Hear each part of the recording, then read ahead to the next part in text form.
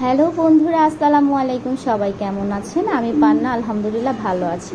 তো আজকে আপনাদের সাথে শেয়ার করতে চলে এসেছি মজাদার শুটকি ভর্তা।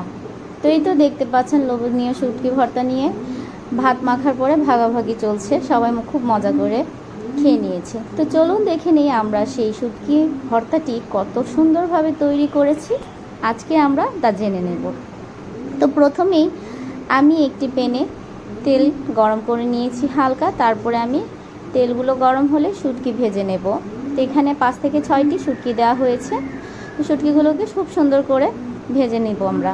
তো শুটকি ভেজে নেওয়ার সময় কিন্তু এরকম ফেনা ফেনা হয়ে ওঠে বন্ধুরা। শুটকি ভেজে নেওয়ার সময় আমি এখানে পেঁয়াজের টুকরো করে দিয়ে দেব। পেঁয়াজগুলোকে 2 টুকরো করে নেওয়া হয়েছে, বেশি ছোট ছোট টুকরো করা হয়নি। তারপর এখানে কয়েক কোষ রসুন দিয়ে দিয়েছি বন্ধুরা।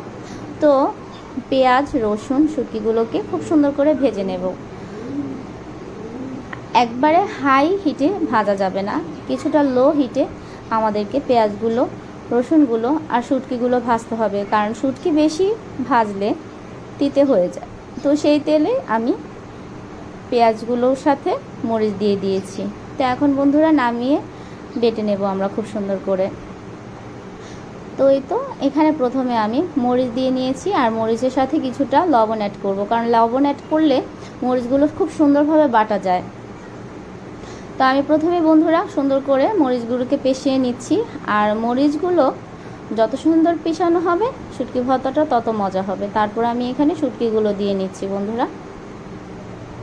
তো এই তো শুটকিগুলোকে আমি খুব মিহি করে বেটে নিব, কারণ শুটকির যে কাঁটাগুলো আছে কাঁটাগুলো আস্তে আস্তে থাকলে হাতে বিঁধবে বা গলায় বিঁধতে পারে, তাই সুন্দর করে শুটকিগুলোকে বেটে নিতে হবে। তারপর আমি আবারও মিহি করে মরিচগুলোকে বেটে নিব, কারণ হচ্ছে মরিচের বিচি দানা দানা থাকলে সেগুলো ভালো লাগে না। যত সুন্দর মরিচ মিহি হবে ভর্তা খেতে ততই ভালো লাগবে বন্ধুরা। তো এই তো দেখছেন আমি খুব সুন্দর করে বেটে নিচ্ছি। তারপরে আমি পেঁয়াজ রসুন বেটে নেব।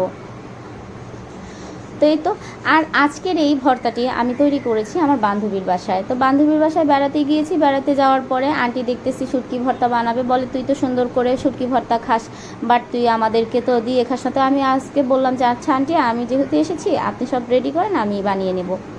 তো এই তো বন্ধুরা সব কিছু বাটা শেষে আমি কিছু ধনিয়া পাতা দিয়ে দিলাম। ধনিয়া পাতা দিয়ে সুন্দর করে আবার বেটে নিব।